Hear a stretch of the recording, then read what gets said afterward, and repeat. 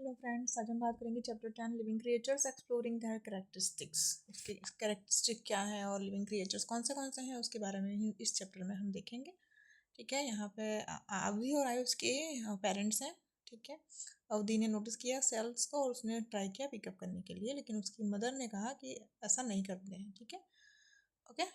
सो क्योंकि वो जो स्नेल है उसका ये बॉडी का पार्ट होता है, तो यहाँ पर हम देखेंगे कि हमारा जो एक्टिविटी 10.1 है उसमें क्या है। ठीक है, तो बहुत सारे ऐसे न्यूमरस थिंग्स हैं आपके आसपास में होते हैं। Just look at around your classroom. आप बहुत सारे एग्जांपल्स आपको देखने को मिलेगा। आपने पेंसिल को होल्ड किया हुआ है, बुक्स रीड कर रहे हैं, आपके आसपास में पिजन्स या तो पैरट, स्पैरो, कुछ भी आपको देखने को मिलेगा। ठीक है, तो वो सब क्या है, तो लिविंग क्रिएचर्स हैं और कुछ नॉन लिविंग है। ठीक है, so pencil, books, pigeon, car, plant, ये सारे के सारे हैं। तो उसमें से कौन सा लिविंग है और कौन सा नॉन लिविंग है वो आपको यहाँ पे लिखना है। ठीक है, रीज़न क्या है, क्यों आप बोल रहे हो क्यों नॉन लिविंग है और क्यों बोल रहे हो कि लिविंग है, करेक्ट आंसर्स क्या है। ठीक है, सबको करेक्ट करना है। So what sets of living apart from the non living, तो नॉन लिविंग जो होते हैं वो ना तो मूव कर सकते हैं और नॉन लिविंग थिंग्स जो हैं हमारे अकॉर्डिंग क्या है, तो फॉर एग्जांपल पेंसिल है, बोर्ड है, ठीक है, हाँ, हाउस है। ठीक है, सो मूव नहीं कर सकते हैं, खुद से हमको मूव कराना पड़ता है। ठीक है, सो कैरेक्टरिस्टिक्स है हमारे, तो वो डिफ्रेंशिएट करते हैं कि कौन से नॉन लिविंग्स हैं और कौन से लिविंग्स हैं। जो प्लांट्स हैं वो मूव नहीं कर सकते हैं, बट वो लिविंग थिंग्स हैं। ठीक है, क्योंकि वो ग्रो होते हैं और हर चीज़ ह्यूमंस के जैसा ही होता है, थोड़ा सा चेंज होता है बस। ओके, सो यहाँ पे आपको ये ड्रॉसर दिख रहा है। इंसेक्टिवरस प्लांट्स भी होते हैं, जो इंसेक्ट्स खाते हैं उसको इंसेक्टिवरस प्लांट कहते हैं। ठीक है, यहाँ पे ग्रोथ ऑफ लाइफ, ग्रोथ मतलब ग्रोथ होती है तो इट मीन्स लिविंग थिंग्स, और ग्रोथ नहीं हो रही है उतना का उतना एज इट इज़ है तो it means non living things. ठीक है, न्यूट्रिशन की ज़रूरत होती है लिविंग थिंग्स को, लिविंग बींग्स को खाने की ज़रूरत होती है फूड की। ठीक है, तो रेस्पिरेशन, रेस्पिरेशन मतलब कि जैसे कि उनको सांस लेने की ज़रूरत होती है, वो सांस लेते हैं। टाइनी पोर्स होते हैं जिसको हम स्टोमेटा कहते हैं। तो प्लांट्स में स्टोमेटा होता है। ठीक है, और उनके जो पोर्स होते हैं वो हेल्प करते हैं एयर को आउट और इन करने के लिए। So interact with senior class student in your school and request if their demonstrate stomata.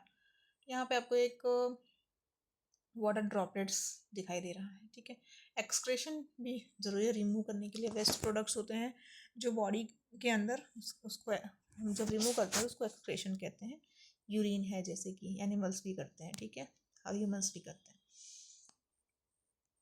सो यहाँ पे एक और टच मी नॉट, इसको हम जब छुई मुई कहते हैं, इसको जब टच करते हैं तो ये सिकुड़ जाती है। ठीक है, इसको छुई मुई भी कहा जाता है, लजालू भी कहते हैं, मिमोसा कहते हैं, टच मी नॉट, मुझे मत छुओ। ठीक है, सो आपने देखा होगा ये फ्यू मोर प्लांट्स भी हैं जो आपके आसपास में दिखने को मिलते होंगे। आंवला के प्लांट्स, नींबू के प्लांट्स। ठीक है, so all living beings reproduction is the process of producing new ones. ठीक है, न्यू चीज़ें आती हैं, रिप्रोडक्शन होता है नॉन लिविंग थिंग्स में, और जो कि नॉन लिविंग्स में नहीं होता है।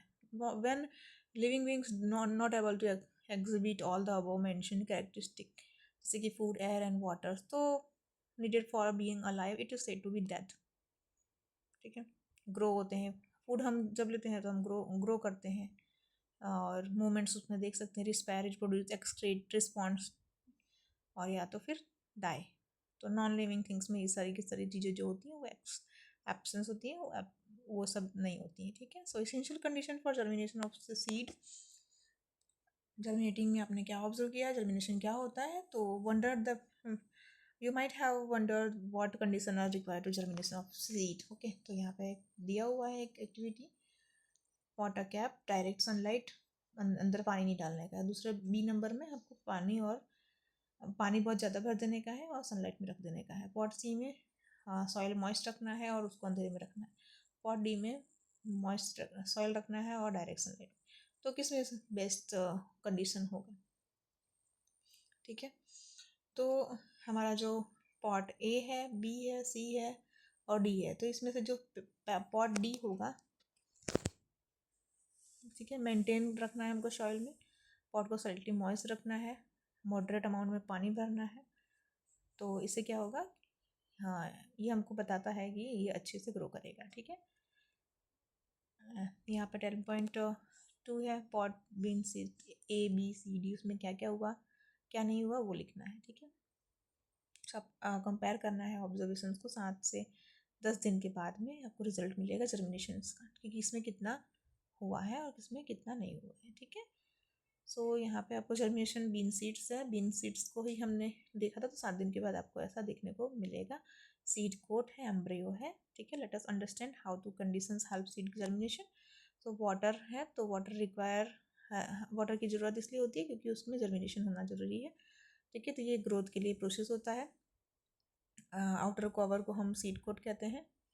ठीक है, एयर और सॉइल जो है उसकी भी ज़रूरत होती है सीड्स को, इसलिए हम उसका यूज़ करते हैं। हम उसको सॉइल में रखते हैं और इस ताकि उसके जो रूट्स होते हैं वो इजीली ग्रो कर सकें। लाइट और डार्क कंडीशंस जो है, तो लाइट और डार्क कंडीशन अगर हुआ तो वो जर्मिनेशन के लिए सूटेबल नहीं होता है।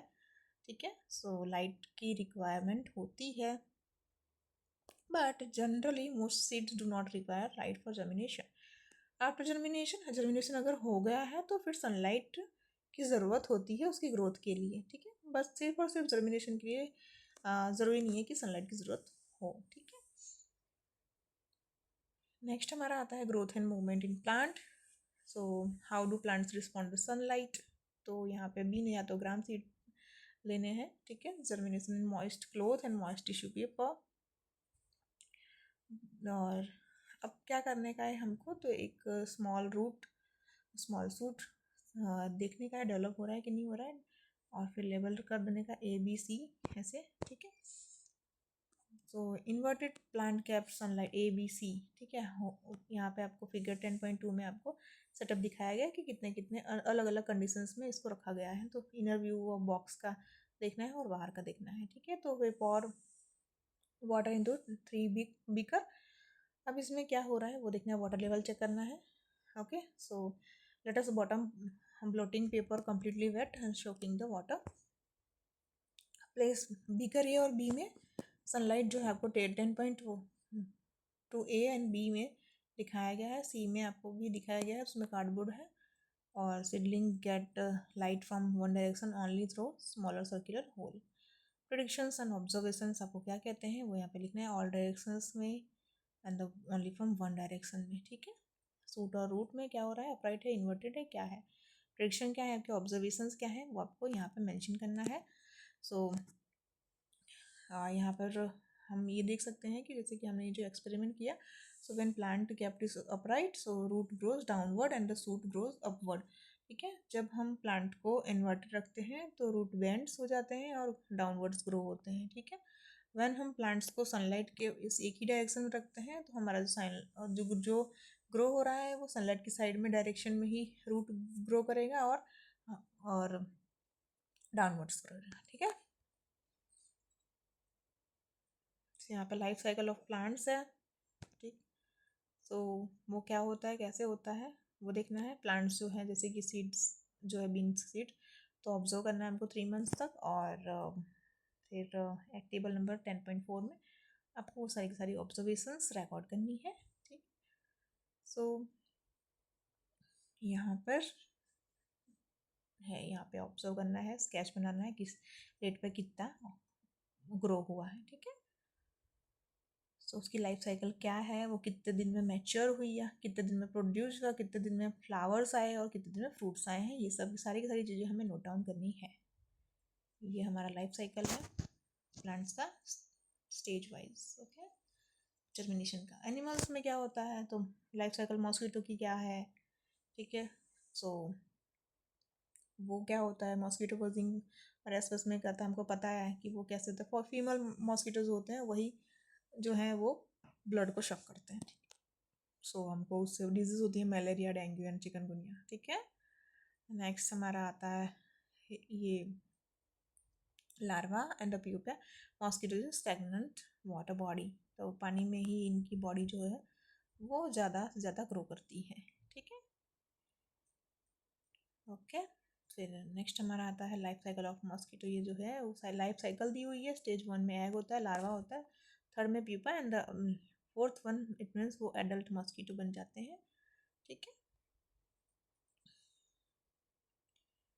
लाइफ साइकिल, फ्रॉग की लाइफ साइकिल दी हुई है यहाँ पर कि वो कैसे होते हैं। तो सब A number, B, C, D, E and F. ठीक है, तो यहाँ पे क्या क्या डिफरेंट चेंजेस होते हैं लाइफ स्टेज में फ्रॉग में, तो वो देखना है, वहाँ पे नोट डाउन करना है। सो यहाँ पे जो टेडपोल होता है और फ्रॉगलेट ये सब देखना है। स्टेज 1 में क्या होता है, स्टेज 2 में। तो you will find the frog egg stage जो होता है वो एम्ब्रियो स्टेज होता है।